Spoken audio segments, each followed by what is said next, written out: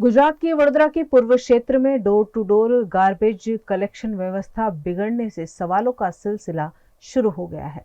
वडोदरा शहर के पूर्वी क्षेत्र में डोर टू डोर कचरा कलेक्शन की व्यवस्था पूरी तरह से ठप हो गई है। कई सोसाइटियों में कचरा उठाने वाली गाड़ियां दिखाई ही नहीं देती, जिससे रोजाना नागरिकों को भारी परेशानियों का सामना करना पड़ रहा है।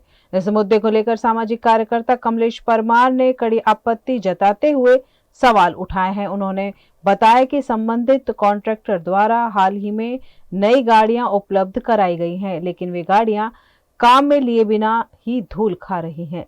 वडोदरा शहर में आवेल जे संजयनगर आवास योजना जे हती आवास जे घर बनावाना था ए जग्या पर हाल में अमे जात तपास करता जोवा मळ्युं कि असंख्य प्रमाणनी अंदर डोर टू डोर कचरा कलेक्शननी गाड़ीओ जे नवीन गाड़ीओ हाल में खस्ता हालतमां छे। साथे जे कहेवाय छे कि आ विस्ताરના લોકો हाल में रोजे रोज अहींया गाड़ीथी फरियाद करी रह्या छे कि अमारा विस्तारनी अंदर जे डोर टू डोर कचरा कलेक्शननी गाड़ीओ आवी जोईए परंतु आवती नथी। एटले क्यांक ने क्यांक लागी रह्युं छे कि वडोदरा शहेरनो विकास रुंधायो होय तेवुं जोवा मळी रह्युं छे। साथे साथे हूँ आपना न्यूज़ना माध्यमथी अपील करूं छुं कि वडोदरा शहेरनी वात करीए तो वडोदरा शहेर स्वच्छताना क्रमांके पण આજે પાછળ છે। એનું મુખ્ય કારણ એ છે કે આજે એક એક દોઢ મહિનાથી જે આ ડોર ટુ ડોર કચરા કલેક્શનની નવી ગાડીઓ છે આ નવી ગાડીઓ કેમ વિસ્તારોમાં મોકલવામાં નથી આવતી આ સમજાતું નથી। એટલે ખાસ કરીને અમારી માંગણી ને અમારી રજૂઆત એક જ છે કે વડોદરા શહેરની અંદર સ્વચ્છ વડોદરા સુંદર વડોદરાની વાતો થતી હોય ત્યારે ખાસ કરીને વડોદરા શહેરના હિત માટે અને વડોદરા શહેરના જવાબદાર વ્યક્તિઓ તરફથી એ આ જે તમામ ગાડીઓ છે આ વહેલામાં વહેલી તકે ડોર ટુ ડોર કચરા કલેક્શનની ગાડીઓ તમામ વિસ્તારોમાં ચાલુ કરવામાં આવે તેવી અમારી ખાસ માંગણી છે।